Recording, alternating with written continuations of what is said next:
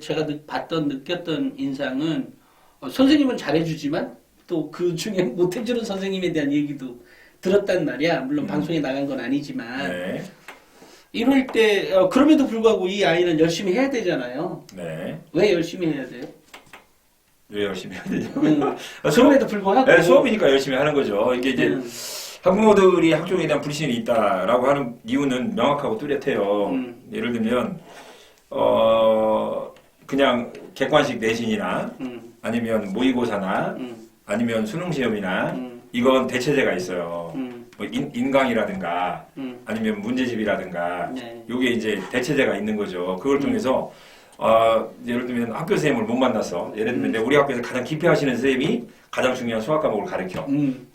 좀 속어를 쓰면 에이 올해 똥 밟았네 라고 생각하고 그만큼 열심히 사교육을 받거나 아니면 인강을 들어서 보충을 하면 된다고 생각을 하는 거예요. 그런데 학종은 똥 밟으면 그걸로 끝인 거예요. 대체제가 없어요. 대체제가 없기 때문에 이제 학종에 대한 불신이 심한 이유는 바로 이제 그 부분이다. 이게 라고 저는 생각을 해요. 대체제가 없다라는 거.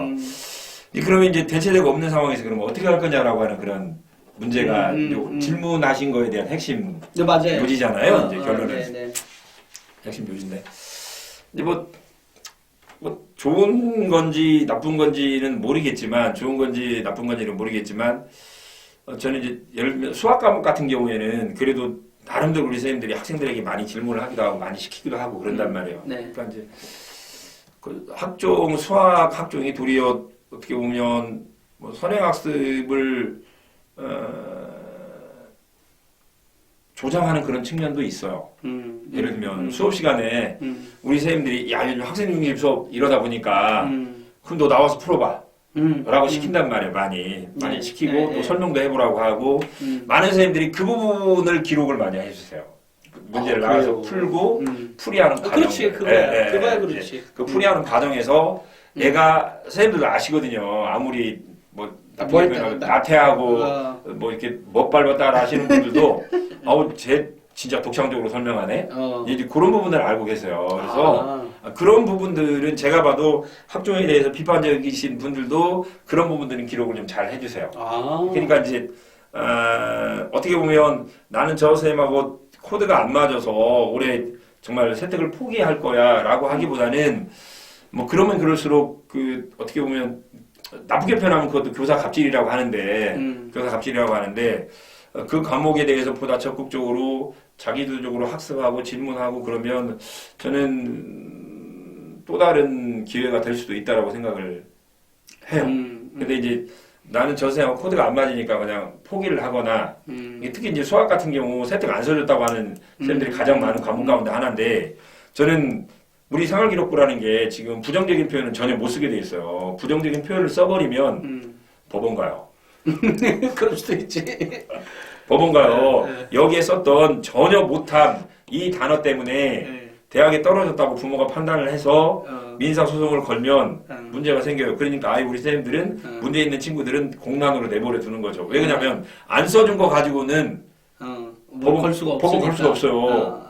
법원 갈 수가 없어요. 그러니까 공란으로 남는 친구들 같은 경우에는 이제 그 부분에 대한 게 있어야 되고 물론 우리 선생님들이 생활기록부를 많이 써주려고 한다면 그만큼 학생들이 활동을 많이 시켜야죠. 근데 요즘은 정말 학생 중심으로 활동이 많이 이루어지는 건 사실이에요. 다만 그 학생 중심 활동을 하면서 활동을 하다 보니 교실이 산만해지는 거예요. 맞아. 그러고 이제 특정 학생이 나가서 칠판에 아까 이제 제가 예를 든 게 수학인데 수학 문제를 푸는데 애가 엉터리를 풀거나 아니면 설명을 제대로 못하면 학생들이 집중력이 뚝 떨어지면서 비웃거나 그러면서 교실이 훨씬 더 산만해지는 분위기가 만들어진단 말이에요.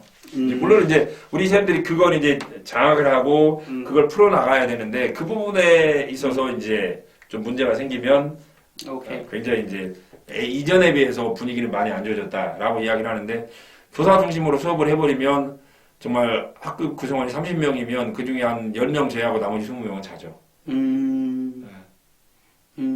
그런 부분에 있어서 예를 들면 어쨌든 중요한 건 이거네요. 설령 그런 교사가 있다고 해도 물론 학종 절대법칙에도 그렇게 써있긴 해. 최선을 다할 수밖에 없는 게 학종이다. 그러니까 뭐 아니, 그걸 극복을 음. 뭐 하면 제가 볼 때는 훨씬 더 아, 그럼요. 좋게 써주고 네, 나는 네. 그런 정도를 극복한 친구들이 학종을 쓰는 거지. 학종은 무조건 쓴다고 해서 되는 게 아니거든요. 그렇지. 내신 좋다고 해서. 그렇지. 그러니까 이제 학종의 가장 큰 문제점 가운데 하나가 이런 사례들. 네. 예를 들면 내신이 5등급이었는데 뭐 H대학을 합격했다. 이런 사례들이 그게 일반화돼 버린다는 거예요. 5등급의 H대학은 절대 못 가는 건데 못 가는 건데 갔기 때문에 애가 이제 사례로 나오는 건데 이게 이제 5등급이 갔네 해가지고 이걸 일반화시켜서 결국은 내 아들이 5등급인데 H대학을 못 간 이유가 선생님들이 기록을 못 해줘서 못 쓴 걸로 해석을 하면 안 된다는 그렇지. 아, 그거야 네. 당연할 말씀. 그런데 그게 일반화돼 버리니까 우리 특히 이제 그 어머니들의 사랑방 문화에서는 누가 하나 야 4등급인데 어디 갔대 3등급인데 어디 갔대 이런 이야기가 나오면 2등급인데 못 간 학부모는 말을 못 해요. 아, 그렇지. 아니 또 하나가 네네네. 그 말씀하니까 갑자기 기억이 난 게 뭐냐면 네네. 그러니까 그 아이가 성적은 좋았지만 네. 학생부에 기록되어 있진 내용으로는 어쨌든 좋은 대학을 못 가는데 어찌됐건 뭐 이차저차 해서 갔어. 네. 그러면 엄마들은 그에 따라서 우리 애도 열심히 해야지가 아니라 네. 갈만한 애가 갔어. 뭐 이렇게 네. 치부해버리고 마는 거다라는 이제 거죠. 이번 기회에 이제 그 학종에 대해서 이제 좀 이야기를 한다라고 한다면 이제 실제로 학종에도 가장 중요한 건 비교과는 아니거든요. 근데 상당수 많은 분들이 비교과를 가지고 이제 뭐 학종의 당락 이걸 이야기하시는데 그건 아니고 가장 중요한 건 세특이 가장 명확한 거고요.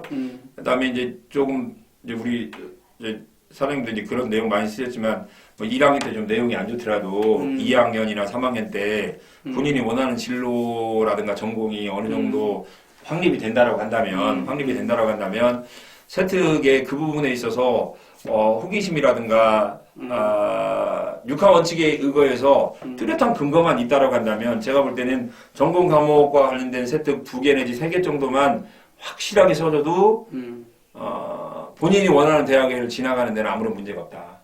그렇게 이야기를 하고 싶어요. 그것마저도 안 된 경우가 문제인 거죠. 그렇죠. 네네.